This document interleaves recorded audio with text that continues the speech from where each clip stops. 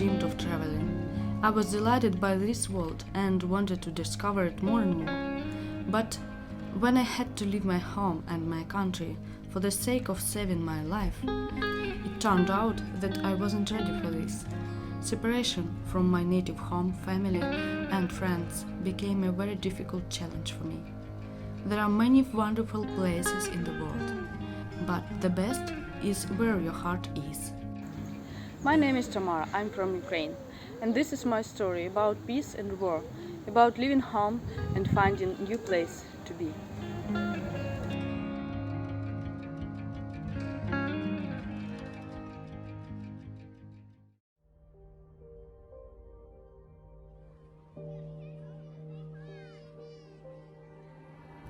I was born and lived all my life in Ukraine, in the eastern city of Kharkiv.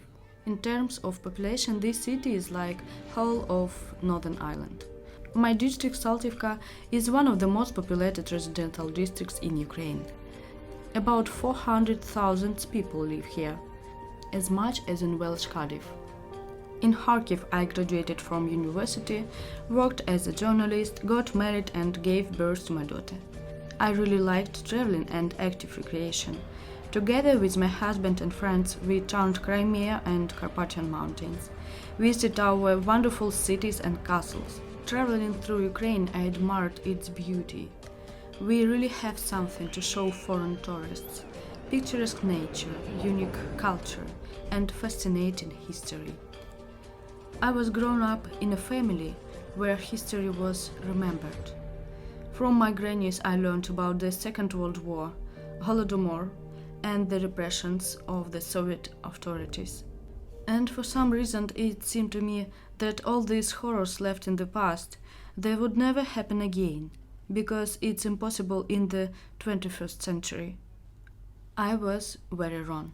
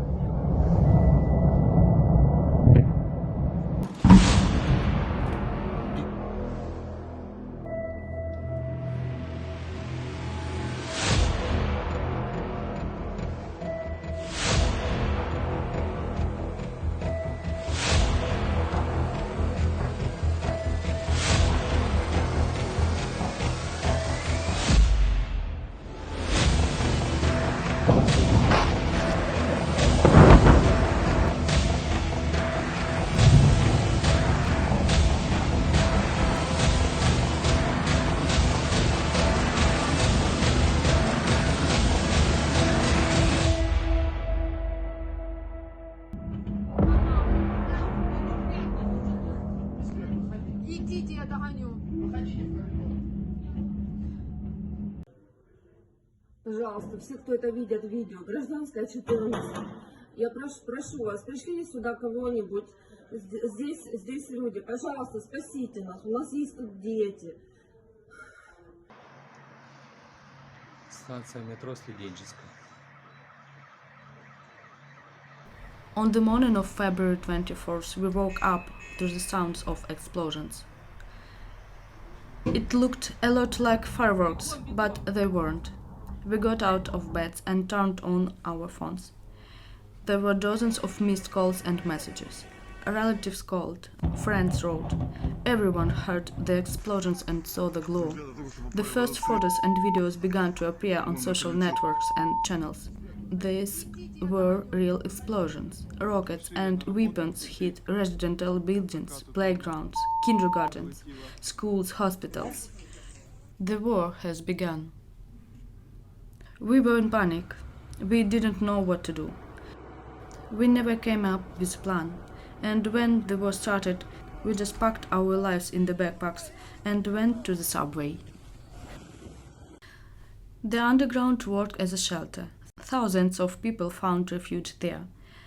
The sounds of explosions echoed around and the fighting was getting closer and closer to Kharkiv. We spent the first night in the basement. Days were spent at home, trying to stay away from windows. They were chopped and hung with dense fabric to protect against small debris. My daughter was put to sleep in the bathroom or in the corridor. We learned the rule of two walls. То не люди, походу, ззаді, а 4, 5. Day after day, Kharkiv and the suburbs were getting hotter. The enemy DRG broke through the city. Street fights began. Military vehicles drove through the streets. Rockets and fighter jets flew overhead. It was awful. So that the children were not so afraid, we sang together and tried to distract them with games.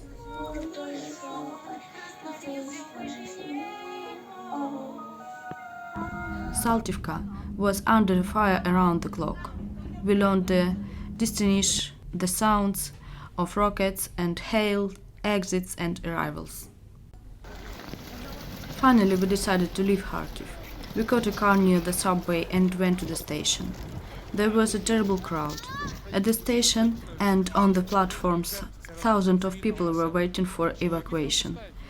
Every day, 5-6 evacuation trains were sent from Kharkiv to the west of Ukraine. The station of destination wasn't reported. It was unknown where exactly we will arrive. But it didn't matter, if only to escape alive from the front line to a safer place.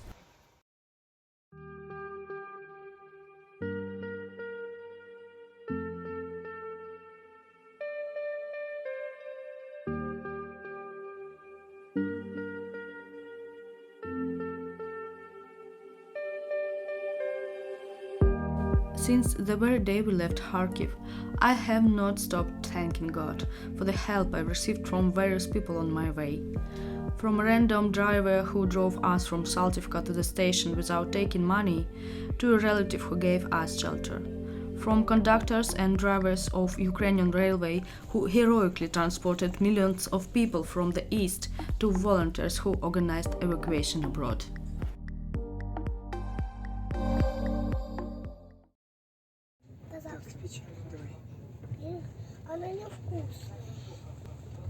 We managed to reach the western part of Ukraine and settle with relatives. But it was restless there too.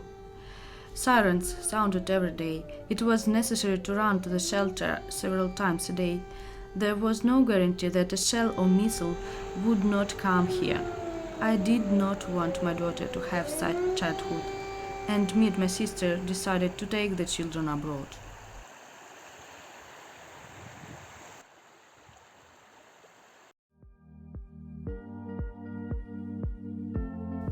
When we arrived in Europe, I was shocked. It was another parallel world, without air alarms and the sounds of explosions. Schools, shops, supermarkets were open. People freely walked in the parks and museums. It was difficult to adapt to it. It turned out that a person gets used to everything very quickly, even to the war. We visited many interesting places, saw cities that every traveler dreams of. But I always told myself that this is not a vacation, this is evacuation. And we are not tourists, we are refugees.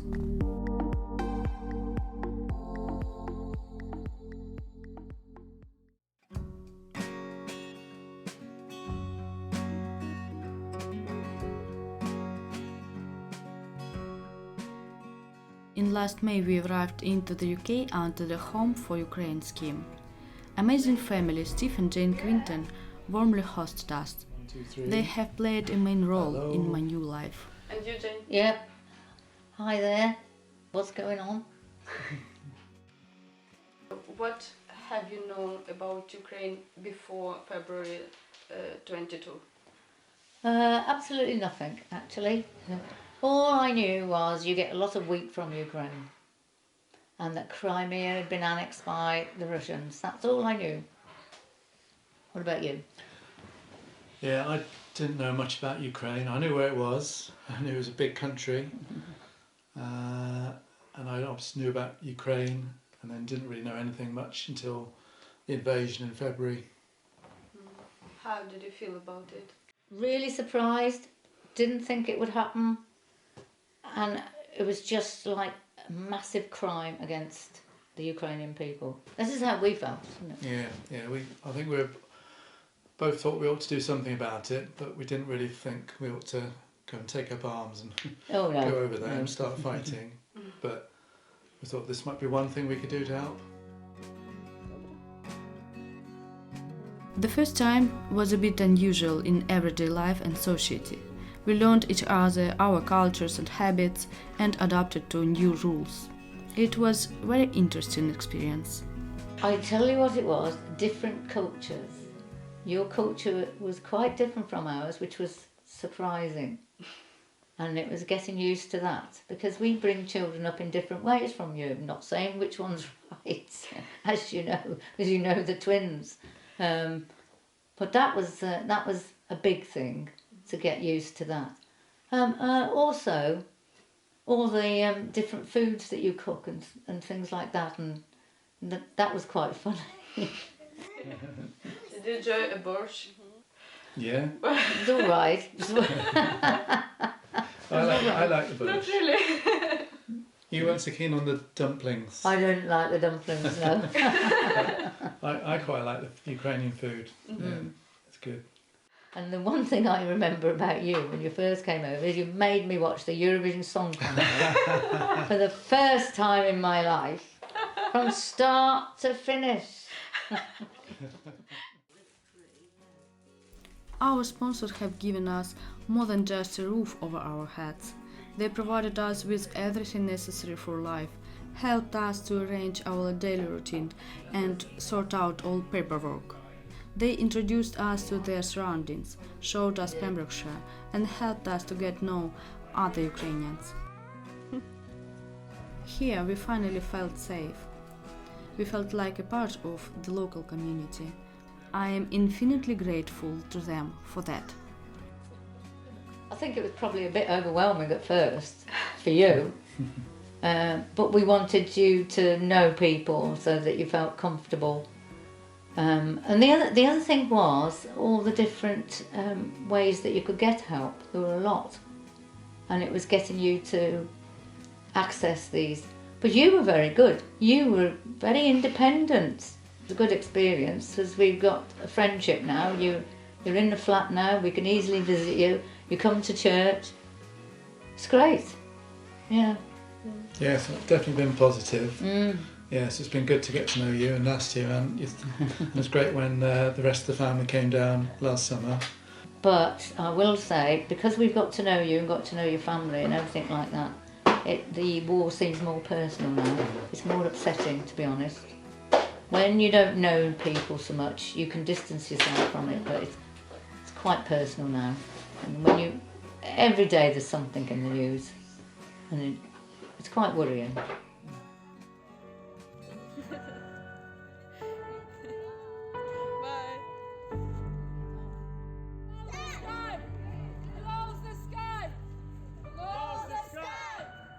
It would be rather strange and selfish, having finally found yourself safe and settled in life abroad, to forget about the war in your own country. I feel the need to do at least something for my homeland. That's why, together with other Ukrainians, we started organizing Ukrainian events and holidays, inviting our British friends. We want to reveal Ukraine to the local audience, show the brightness and originality of Ukrainian culture, our identity and authenticity. Every day I thank God and our defenders for being alive, for the peaceful sky above my head and the opportunity to live in safety. It may sound rather strange, but the war gave us invaluable experience and meetings. Here in Pembrokeshire I met many wonderful people, other Ukrainians, Britons, people from other countries. I made friends with Claire, Mike and Colleen. Every meeting with them is sheer joy and inspiration. We feel like close friends or even one family.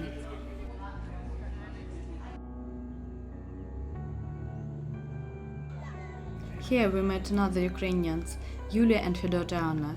We became close friends and now we live together in a separate house. I am extremely grateful to the Government of Great Britain, Wales, Pembrokeshire and its residents for their comprehensive support.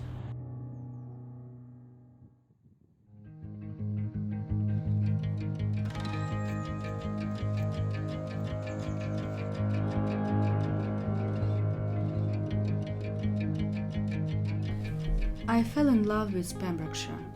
It has incredible views, coastal walks, the ocean, ancient castles and fortresses. This place allows me to reset my brain and relax my soul, gives an inspiration and strength to live on. One can only dream of such a place at the edge of the world, and I admire it. But I know that my home is thousands of kilometers from here, the place where they wait for me, the place that holds my heart, and one time I will definitely return there.